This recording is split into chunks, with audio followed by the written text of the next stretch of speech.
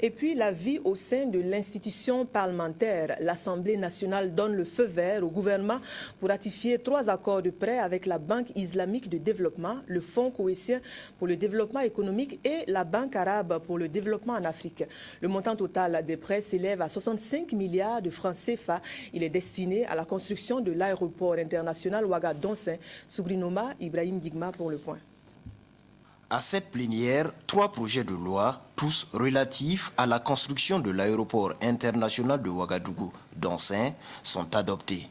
Il s'agit des ratifications d'accords de prêt entre le Burkina Faso et 3 partenaires, à savoir le Fonds koweïtien pour le développement économique arabe, FKDA, pour 10 milliards de francs CFA, la Banque arabe pour le développement économique en Afrique, BADEA, pour 5 milliards de francs CFA et la Banque islamique de développement, BID, pour 50 milliards de francs CFA. Après examen des 10 projets de loi, la Commission est convaincue que le Burkina Faso pourra en tirer des bénéfices significatifs.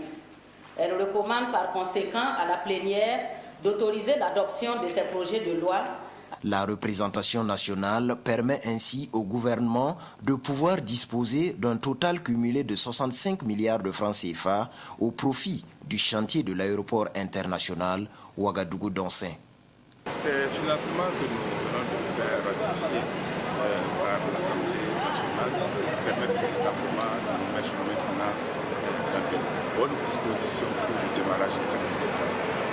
Les travaux de la première phase, comme vous le savez, sont des travaux qui permettront le déménagement de l'aéroport actuel, des activités de l'aéroport actuel sur le nouveau site de Donsin, mais également de réaliser l'ensemble des voies d'accès qui permettront la desserte de cet aéroport-là. En début de séance, les 106 votants du jour ont adopté l'ordre du jour de la session en cours modifié par la conférence des présidents un peu plus tôt dans la matinée. À l'Assemblée nationale, toujours, on revient sur la conférence des présidents. L'ordre du jour de la première session ordinaire de l'année a été modifié. C'est la conférence qui a procédé à l'adoption de l'avant-projet de modification. La session prend en compte essentiellement les questions orales et écrites qui seront adressées au gouvernement. Les précisions avec Anna Lucie Kéry. C'est en présence du ministre chargé des relations avec les institutions et des réformes politiques que le président de l'Assemblée nationale, les vice-présidents, les présidents des groupes parlementaires et des commissions générales ont examiné l'avant-projet de modification de l'ordre du jour de la première session ordinaire de l'année 2014.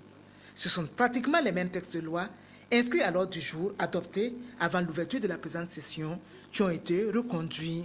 Cette fois-ci, il n'y a pas eu beaucoup de projets de loi, sauf le projet de loi de règlement pour l'exécution du budget de gestion de l'État de l'année 2012. La nouveauté, l'avant-projet de l'ordre du jour modifié tient essentiellement compte des questions écrites, des questions orales avec ou sans débat qui seront adressées au gouvernement.